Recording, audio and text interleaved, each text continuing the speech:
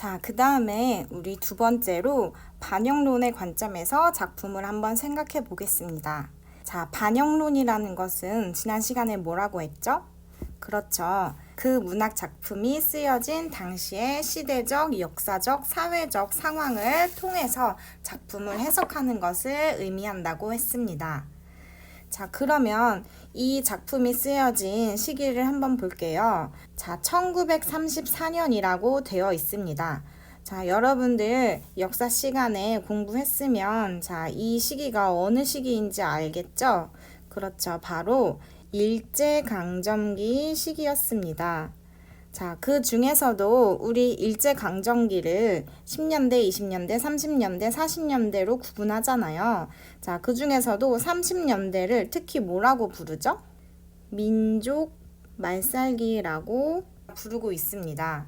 10년대에는 무단 통치, 20년대에는 무단 통치로 인해서 반발이 너무 심해지니까 조금 느슨하게 활동 범위를 넓혀주는 문화 통치를 했고요. 자, 30년대 중반부터 40년대 중반, 즉 광복 이전까지는 민족의 모든 것을 앗아가려는 그런 민족문화 말살 정책을 펼치던 시기였습니다. 자, 그렇다면 이러한 시대적 배경 하에서 발표되었던 자, 이 모란이 피기까지는 어떻게 해석할 수가 있을까요? 여러분들이 그동안 배워왔던 시와 비교해서 설명을 해보면 1학년 때 배웠던 일제강점기 배경에 시가 뭐가 있었죠? 그렇죠. 바로 백석 시인의 이름 굉장히 긴 시였죠. 그렇죠. 남신의주, 유동, 박시봉방이라는 그런 긴 산문 형태의 시였는데요. 시의 제목에도 나오듯이 이 신의주라는 지역은 우리 당시 일제강점기에 조선 땅에서 살기 힘든 한국인들이 자, 유랑을 했던 그런 유랑의 공간이었죠. 자, 그래서 우리 백석 시에서는 화자가 가족과 고향을 멀리 떠나와서 신의주 지역으로 유랑하면서 박시봉이라는 목순의 집에 얹혀 살면서 지나온 날을 후회하면서도 마지막에는 현실을 극복하겠다는 그러한 의지를 갈매나무, 굳고 정한 갈매나무라는 시어를 통해서 의지를 드러낸다고 했었잖아요. 자, 그러면 여러분들 이 백석의 시와 우리 모란이 피기까지는 시를 한번 분위기를 비교해 볼게요. 둘 다 똑같이 서정시인 것은 분명하지만 자, 이 백석의 시에는 어떤 당시의 일제강점기 고통스러운 상황이 시적 화자의 상황에서 잘 드러나고 있었잖아요. 자, 그런데 우리가 이 모란이 피기까지는 이라는 시는 30년대 지어졌다라는 그런 배경 지식을 모르고 보게 된다면 그러한 부정적인 시대 상황을 극복하려는 의지 혹은 굳이 극복까지 나아가지 않아도 사회 현실 때문에 고통스러워하는 우리 민족의 모습이 드러나 있나요? 그렇지 않아요. 자, 그렇게 봤을 때 우리 이 김영랑 시인이 1930년대 문단에서 차지하는 위치가 굉장히 독특합니다. 전혀 시대적인 분위기와 상관없어 보이는 이 한 편의 시를 통해서 자, 순수 서정시의 개념에 대해서 알 수가 있어요. 자, 순수 서정시라는 것은 말 그대로 서정시 중에서도 정말 순수한 것, 시대적, 사회적, 역사적 맥락과 전혀 상관없이 인간이라면 어느 시대에나 누구나 느낄 만한 그런 순수한 감정, 인간 본래의 가장 순수한 정서를 노래한 시를 우리가 순수 서정시라고 합니다. 자, 그래서 이 김영랑 시인은 1930년대 자, 시문학파 동인으로 활동하면서 이러한 순수 서정시를 주로 창작했습니다. 자, 그렇다면 여기에서 우리가 한 가지 생각해 볼 점이 있어요. 자, 백석 시인은 그 시대적 분위기 속에서 어떤 현실의 어려움과 극복에 대한 의지를 노래한 반면에 이 김영랑 시인은 시 자체에 그런 어떤 시대적 인식이 드러나 있지 않아요. 그래서 혹자들은 김영랑 시인이 역사 인식이 부족하고 순수함만을 좇는다는 점에서 비판을 하는 그런 문학 평론가들도 있습니다. 자, 하지만 우리는 여기에서 더 나아갈 수가 있어요. 자, 바로 이어서 표현론으로 넘어가 보겠습니다. 자, 김영랑 시인은 이렇게 초기에는 모란이 피기까지는과 같은 순수 서정시를 주로 쓰긴 했어요. 그래서 유미주의 혹은 탐미주의적 경향을 보이고 있기는 했습니다. 자, 유미주의라는 것은 유미, 아름다움이 있다. 그 다음에 탐미주의라는 것은 미를 탐하다 라는 뜻이에요. 그래서 무조건 아름다우면 그만이다. 아름다운 것이 최고다 라는 입장을 가진 그런 유파입니다. 자, 그런데 김영랑 시인은 이렇게 후기로 넘어가게 되면은 시적 경향이 조금 바뀌게 됩니다. 자, 그래서 완전히 순수 서정시였다가 대사회의식을 노래하면서 어떤 삶의 고통을 이제 드러내기 시작했어요. 자, 대사회의식이라는 것은 사회를 마주 대한다 라는 뜻입니다. 그래서 사회적인 현실을 놓치지 않고 시인으로서 자신이 살고 있는 시대적, 사회적 인식을 드러내기 시작했다는 것이죠. 자, 이러한 경향을 보이는 시가 독을 차고 라는 시와 교과서에는 나오지 않지만 거문고라는 시가 있습니다. 자, 독을 차고와 거문고는 둘 다 1939년대 시입니다. 자, 이 모란이 피기까지는 이 발표된 시기와 불과 몇 년 차이가 나지 않죠. 한 5년 정도 차이가 납니다. 자, 그런데 이 작품은 당시에 그런 시대적인 상황에 대한 대결 의지 그리고 시대적 현실로 인해서 더 이상 노래하지 못하는 그런 현실에 대해서 노래하고 있어요. 자, 그렇게 본다면 우리 김영랑 시인이 현실에 대한 인식이 부족하다고 보기에는 조금 힘들게 됩니다. 자, 더군다나 김영랑 시인은 일제강점기 말기에 창씨 개명과 신사참배를 끝까지 거부하고 실질적인 항일 운동도 벌이셨다고 합니다.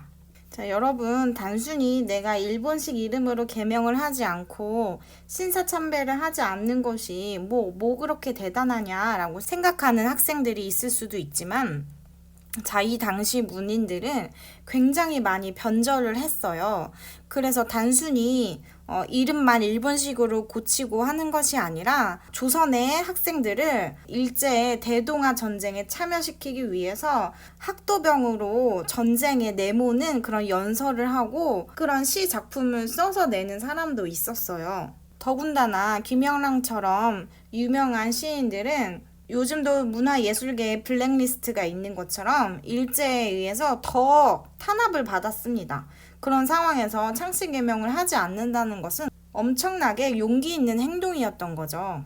자, 그래서 이렇게 엉겹결에 작가를 중심으로 시를 파악하는 표현론도 살펴보았는데요. 작가의 생애와 시적 경향을 살펴본 결과 우리 모란이 피기까지는을 다시 한번 반영론의 입장에서 생각을 해봅시다. 문인들이 변절을 하고 오히려 전쟁터에 나가기를 선동하는 그러한 문학의 암흑기에 이런 순수한 마음을 지키고자 했다. 우리 모국어로 이렇게 아름다운 음악성이 있는 작품을 써냈다라는 것은 그 자체로도 굉장히 큰 의미가 있는 것이죠. 그래서 이때의 그 순수 서정이라는 것은 어떻게 보면 그러한 부정적인 시대 상황 속에서도 내 안에 그러한 인간적이고 순수한 모습을 지키겠다라는 그런 거부의 의지로 읽을 수도 있는 겁니다. 자, 더군다나 김영랑 시인의 생물 연도를 한번 보세요. 1903년 태어나서 아장아장 걷고 말을 하기 시작했을 때부터 이 시인은 일제강점기에서 살아나갈 수밖에 없었습니다. 자, 그러한 상황에서도 모국어로 이렇게 아름다운 말을 쓰고 일본어로 창씨 개명을 하거나 일본어로 된 시를 쓰는 것이 아니라 순수한 한국말로 그런 한국적인 정서를 잘 갈고 닦아서 시를 썼다라는 것은 굉장한 의의가 있는 것이죠.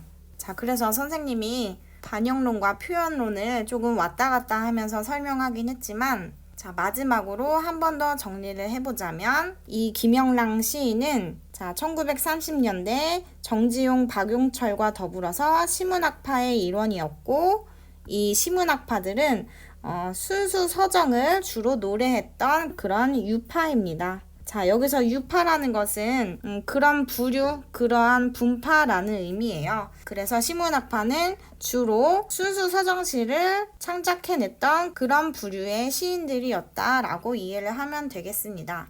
자, 또한 이러한 내용적인 면에서는 순수한 정서를 노래했지만 그것을 표현하는 데 있어서 또 굉장히 중요한 단어가 있는데요.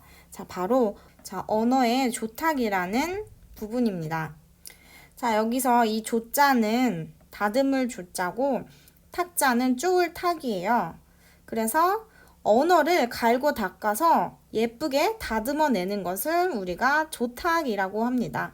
그래서 김영랑 시인은 아까도 말했듯이 이러한 우리말의 울림소리를 많이 사용하고 모란이나 봄이나 꽃잎, 찬란하다 이러한 아름다운 시를 갈고 닦아서 굉장히 서정적인 한 편의 순수시를 창작해낸 것이죠. 자, 여기 왼쪽에 보시면 김영랑 시인은 본명이 윤식이라고 하네요. 본명이 윤식인데 윤식이 하면은 조금 딱딱하고 조금은 촌스러운 그런 느낌이 나죠.